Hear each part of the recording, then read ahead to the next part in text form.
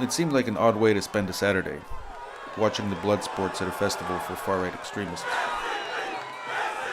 This was the summer of 2019, and I'd gone to Ukraine to learn more about these groups. From the crowds, one thing seemed pretty clear about them. They weren't bothered by the fact that this event was organized by the Azov movement, a far-right group that has increasingly been linked to violence around the world. The shooter is linked to a 74-page manifesto filled with white supremacist rhetoric. FBI agents say he expressed a desire to travel to Ukraine to fight with a far-right paramilitary group. At least one member of an American hate group also trained in Ukraine, with Azov Battalion.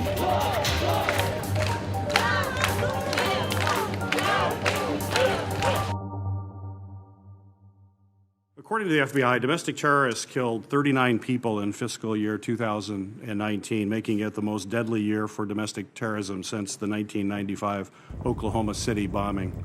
The threat of white nationalism has evolved since Oklahoma City, where a domestic terrorist used a truck bomb to kill at least 168 people. Police don't tend to see such terrorists as lone wolves acting in isolation anymore. It's become clear to law enforcement that these attackers often have links to a global network, one with common goals and a shared ideology. We are looking very hard at white supremacists or neo-Nazis here, connecting through social media online with like-minded individuals overseas, and in some cases actually traveling overseas to train. Over the last few years, experts in violent extremism have grown especially alarmed about the Azov movement. The group emerged from the revolution that swept across Ukraine in 2014, and it has gotten a lot stronger amid the ongoing war with pro-Russian forces in eastern Ukraine.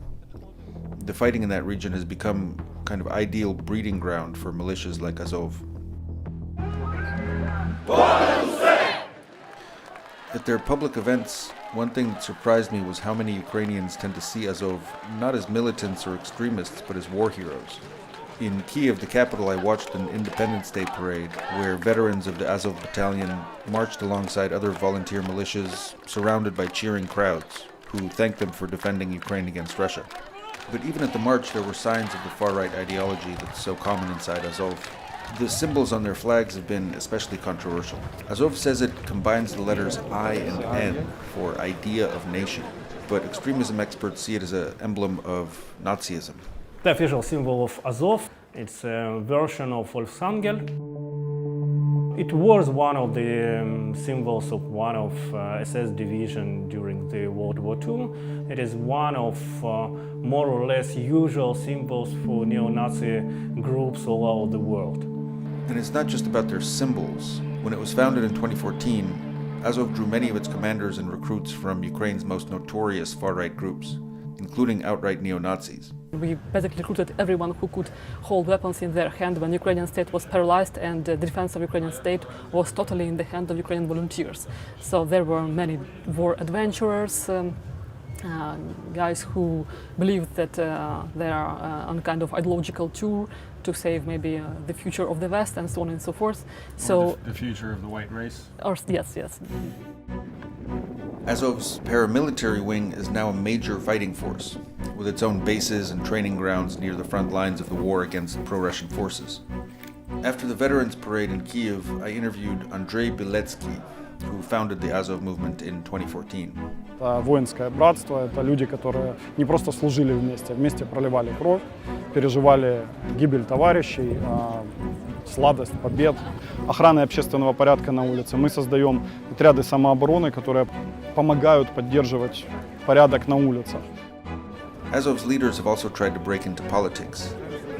They failed to win any seats in parliament during the most recent elections in 2019, but their plans in Ukraine are ambitious.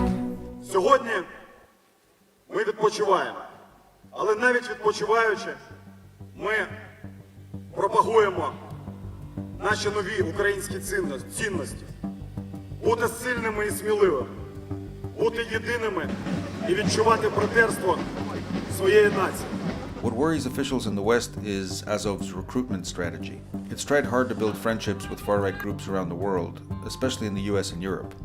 During my visit in 2019, I spent a day at one of the biggest recruitment events in Azov's history. Thousands of people showed up for a day of fighting sports and blatant propaganda. There were neo-Nazi symbols, tattoos, and posters all over the place. And many in the crowd seemed pretty receptive to Azov's far-right ideology. Бути толерантним про ЛГБТшникам – це не природне. Для цього треба людині промити мозки.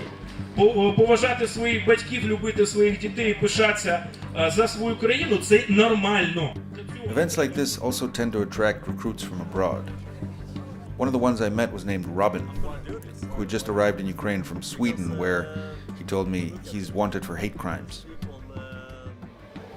This is hard to explain the surroundings for someone who's watching this, you know. It's surreal. It's like, I don't know, it's like something you read about the great Germany before, you know, in the 1920s.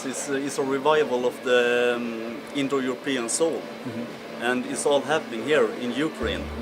Afterward, we rode back to the Azov base in northern Kyiv, where Azov commanders had allowed Robin to stay as a potential recruit. We are Aryans, and we will rise again. That's a way of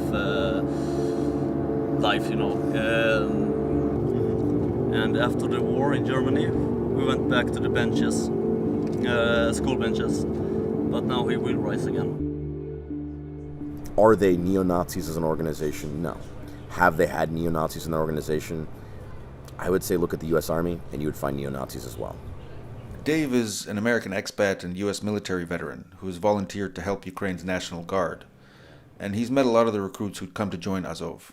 You only need one of these guys to kind of go home and commit an act of terrorism to then really damage the reputation of Ukraine in the eyes of the world, right? So that's really a risk that Ukraine faces. Do you think they're taking it seriously enough? No, yes. A few weeks later, Robin, the Swede I met at that festival, wrote me that he was going to the front lines to join the fight. With recruits like this, it's little wonder that U.S. officials see Azov as a threat. Experts point out that the pace of white supremacist terrorism has intensified, with new incidents frequently filling the headlines.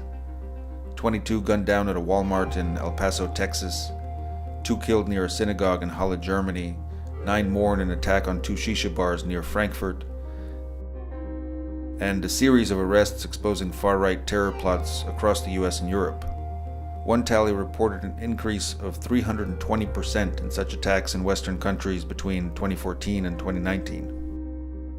Я знаю, я вірю, я переконаний, що ми готові до боротьби, що ми готові бути сміливими і сильними, що ми готові перемагати. Бо за нами Україна, а перед нами наша остаточна велика перемога. Слава Україні!